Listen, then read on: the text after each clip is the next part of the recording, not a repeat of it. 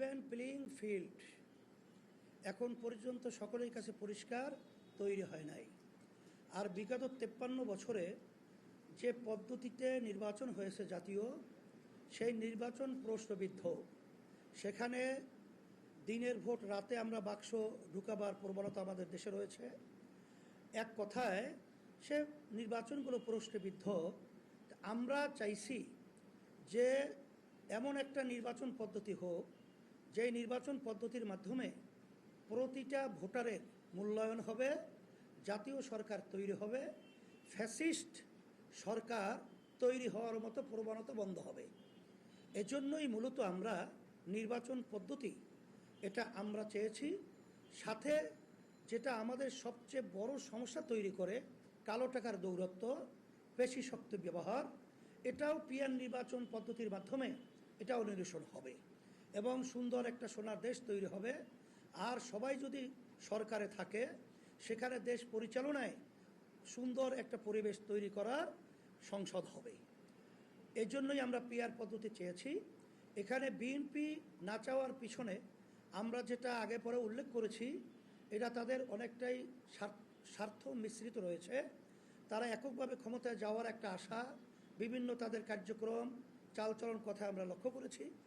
এখন তারা এই পিয়ার নির্বাচনের মাধ্যমে একক ক্ষমতায় যাওয়া এবং আগে পরে যে ফ্যাসিস্ট চরিত্র এইটা তৈরি করার সুযোগ থাকে না বিধায় এর ব্যাপারে তারা খায় না মাথায় দেয়। এই ধরনের মন্তব্য অযৌক্তিক, অরাজনৈতিক শিষ্টাচার বহির্ভূত তারা করে আসছে। 91 দেশের মতো দেশে পিয়ার পদ্ধতি নির্বাচন চলছে। বেশিরভাগ বাংলাদেশের ভিতরে রাজনৈতিক দল এই পদ্ধতিতে নির্বাচন চায়, তারপরেও তারা এই ধরনের আচরণটা, এটা আমরা দেশের বলবো এক কথায় আমাদের জন্য কলঙ্ক এবং আমাদের জনগণের দুর্ভোগ। এটা তারা আবার নিয়ে আসবে, এটাই আমরা মনে করছি। যদি এই প্লেইং ফিল্ড যদি আমরা তৈরি করতে না পারি বা না হয়, তখন তো আমরা আমাদের বক্তব্যের মাধ্যমে আজকে আপনাদের কাছে বলেছি, আমাদের নির্বাচনে যাওয়া কঠিন হবে। কারণ এই পরিস্থিতিতে প্রশাসন তাদের ফাংশন যথাযথ করছে না এবং বর্তমান সরকার প্রশাসনকে ওইভাবে তারা নিয়ন্ত্রিত করতে পারছে না।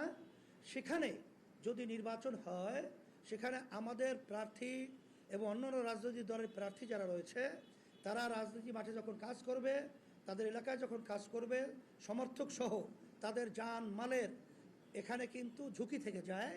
এই ঝুঁকিতে আমরা নির্বাচনে কেন যাব? এটা আপনাদের কাছে আমরা প্রশ্ন রাখলাম। আমাদেরকে ওইভাবে পরিবেশ তৈরি না করলে আমরা নির্বাচনে যাব কিভাবে?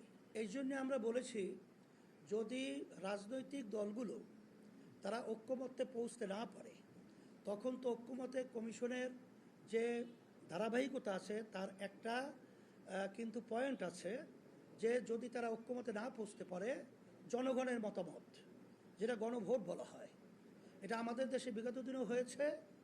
আর এইটাই আমরা চাইতেছি, যদি তারা ঐক্যমত্যে পৌঁছতে না পারে, তখন বর্তমান সরকার হয়তোবা অধ্যাদেশ জারির মাধ্যমে তারা এটা একটা ব্যবস্থার পথ তৈরি